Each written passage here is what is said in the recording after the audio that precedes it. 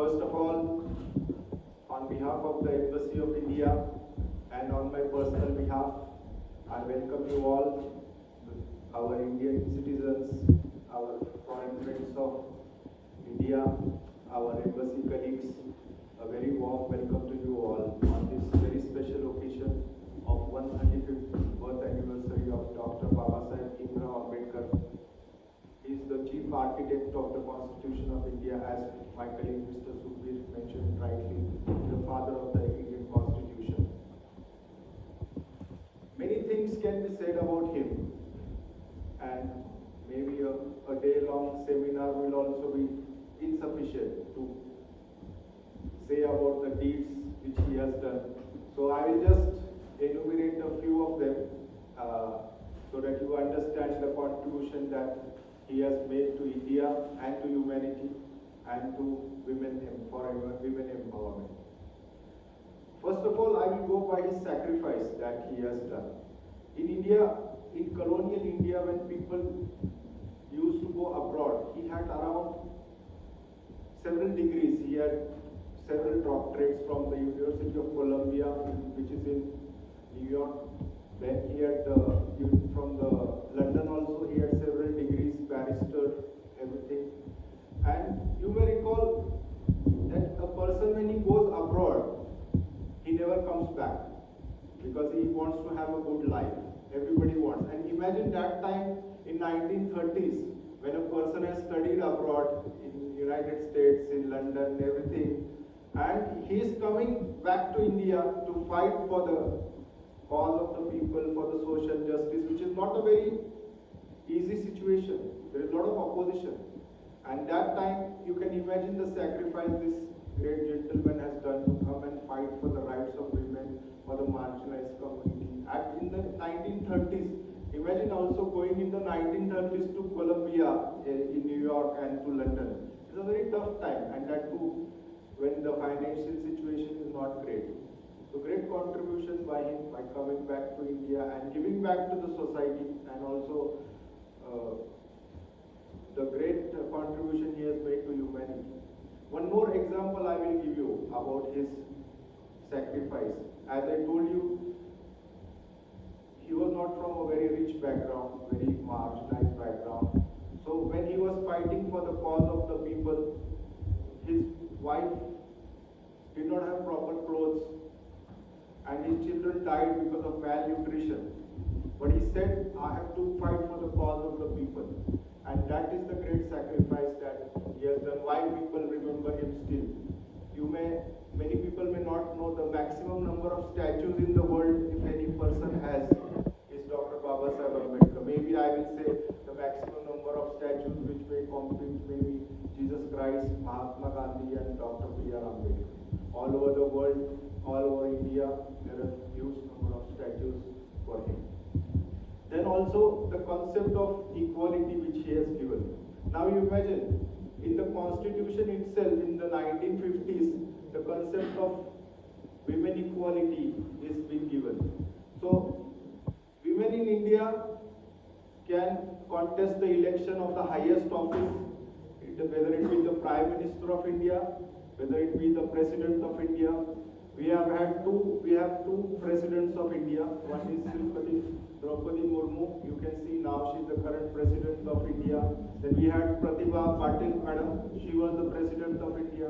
We had the Prime Minister Srimati Indira Gandhi. So you can see how women have been empowered to give the equality of opportunity to compete to the highest office in the country. The countries which boast to be the champions of democracy and women's rights also have not been able to make a women head of state in those countries. So Indian contribution is extremely good in that sense. Some of the quotable quotes which I will tell about Dr. Babasaheb Ambedkar, which are very important, which can encapsulate his teaching. There are many actually, so you can understand the power of his quotable quotes. The first one, he says that education is like the milk of the lioness, and the person who drinks that milk will definitely roar. So you can understand the power of education that he has given to the people. empowerment. Education is knowledge, knowledge is power. So that is very important factor which he has given. One also very good litmus test about democracy which he has given and women empowerment. He says that he measures the development of a human society as per the status given to the women. So in Mongolia, I am very happy that most of the women are highly empowered. In India too, they are getting day by day. We see that most of the economy of Mongolia, families are run by women. So it's a symbol of women empowerment and also in India. He has also said that to grow, you have to study and be in critical positions. Then only meaningful changes can happen.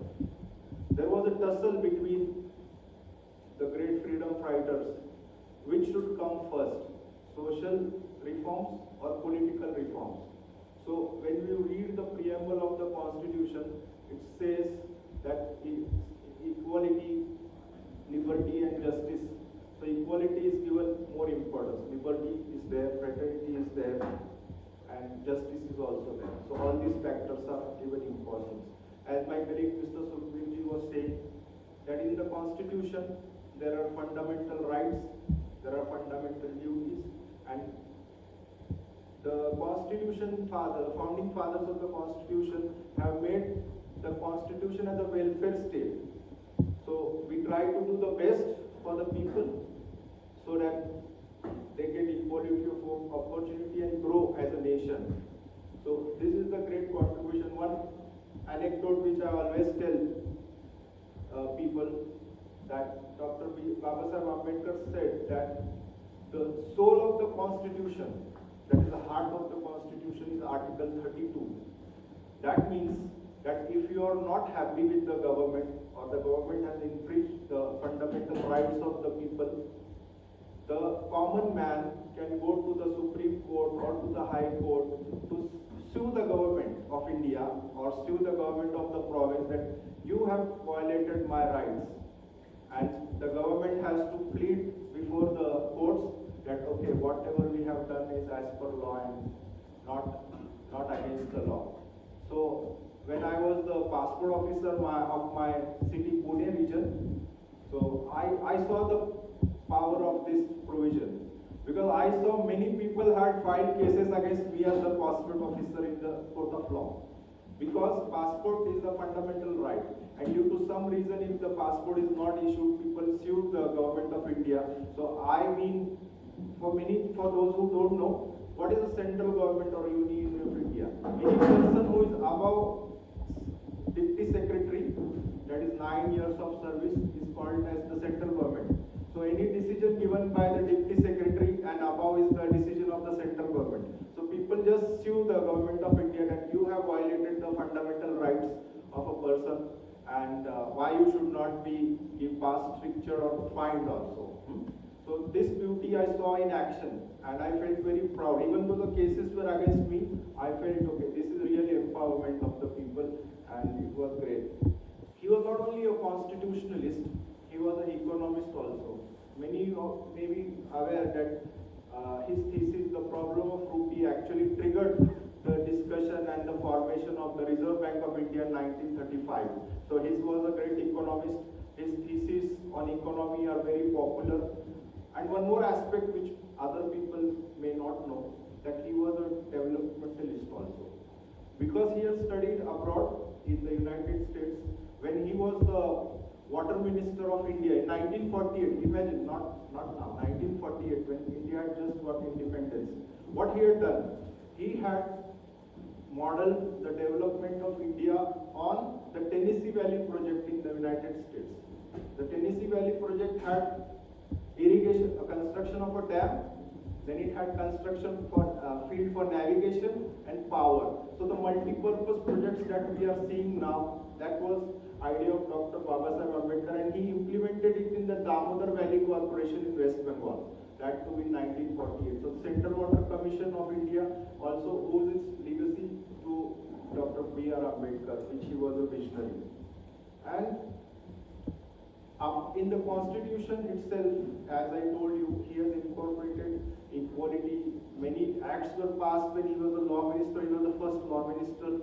So we had the Industry Act, the Factory Act, where the duration of working hours were reduced. The Sunday holiday was given. Women were given maternity rights at that time during 1940s and 60s. So 40s and 50s.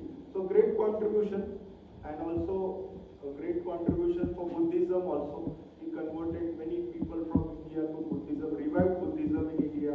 So in Maharashtra we see a lot of Buddhist community. It is full revival of Buddhism in Maharashtra. So great contribution in various ways, as Sukhbir was mentioned, that he was a great universal human rights leader actually, and brought dignity to human beings and all the people. And in the community of nations, where a human being makes friendly relations with other countries, international cooperation is there. So his contribution is immense. Even there are statues of him in the Great Columbia University.